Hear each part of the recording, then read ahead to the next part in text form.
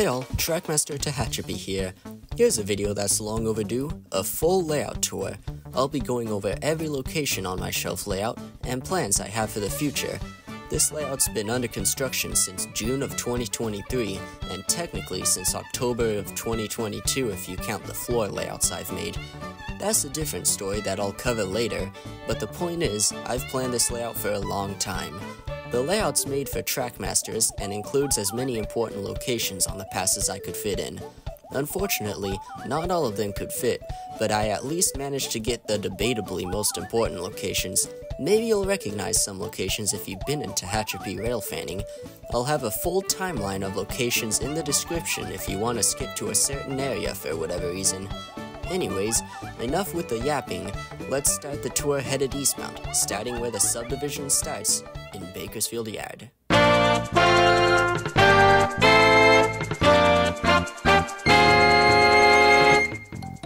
This is Bakersfield, the main staging yard for the layout. Trains can be assembled and stored here for running, and where I usually store extra rail cars and engines I don't have space for. In real life, BNSF and Union Pacific have separate yards in Bakersfield, but due to space constraints, I've combined both of them into a mock-up staging yard.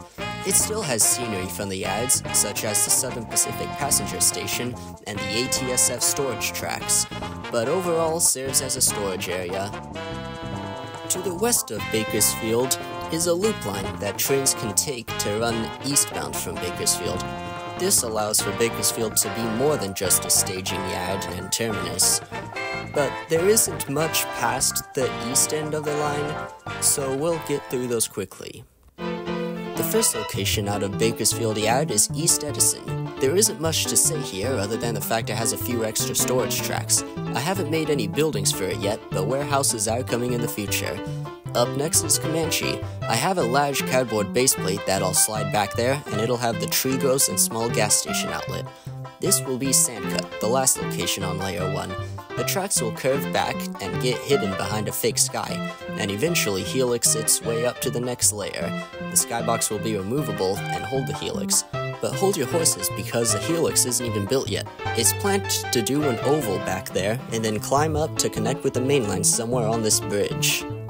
One fun note about Sandcut is, like in real life back in the 50s and 60s, there's an automatic spring-powered switch at the bottom, meaning that right-hand running will be constant. I've achieved this with rubber, hot glue, and cardboard. By gluing the rubber on it, it will push the switch back into its default position after a train passes over it, meaning that the spring-powered switch can be realistic, like there was in the 50s. Anyways, enough with Layer 1, let's move up to Layer 2.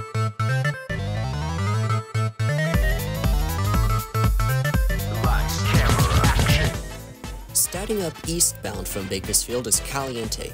Unfortunately, it's been mirrored to the real thing due to space constraints, but the overall layout of Caliente is the same as the real town. And here is an early sketch of what Caliente would have been planned to look like on the layout.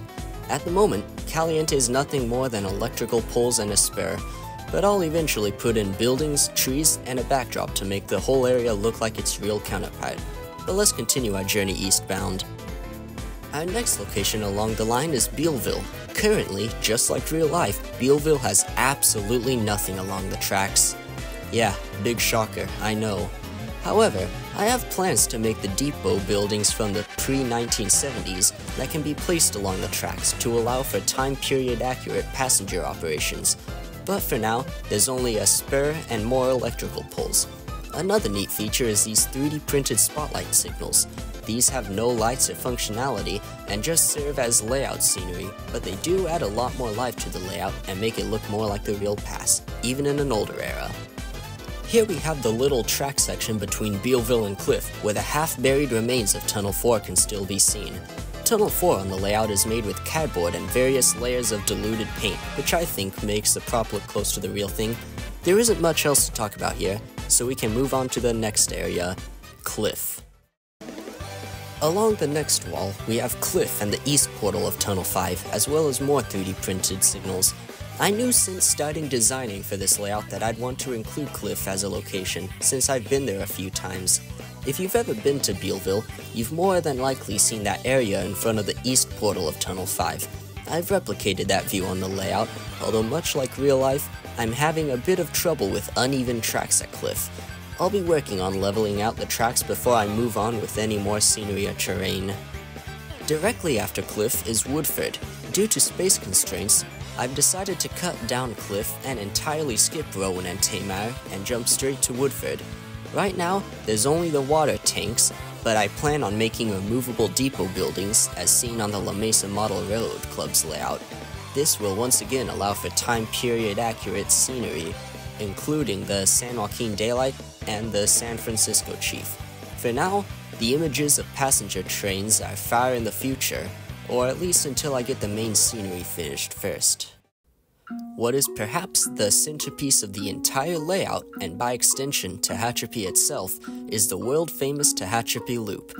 Here, trains gain 77 feet in elevation by climbing a spiral of tracks which loops back over itself. This was because trains needed to get up 77 feet, but they didn't want to get a grade higher than 3%. So to do this, they utilized the hill at Walong and cut around it to create the loop.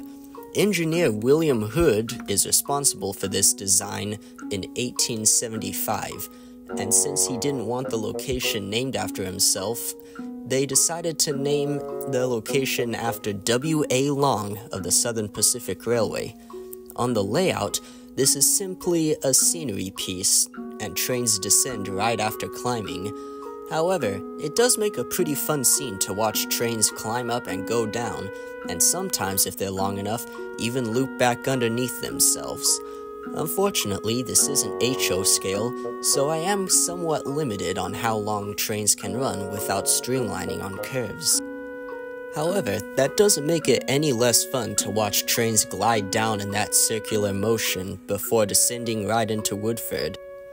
The shortest location on the layout is Cable, which mostly just serves as space between the loop and the town of Tehachapi itself. Not much to talk about here, so we can move on. Here we have the actual town of Tehachapi.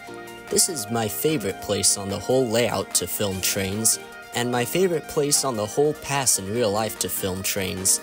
Currently, all of the buildings in the town are old cardboard buildings that have been carried over from the previously existing floor layout.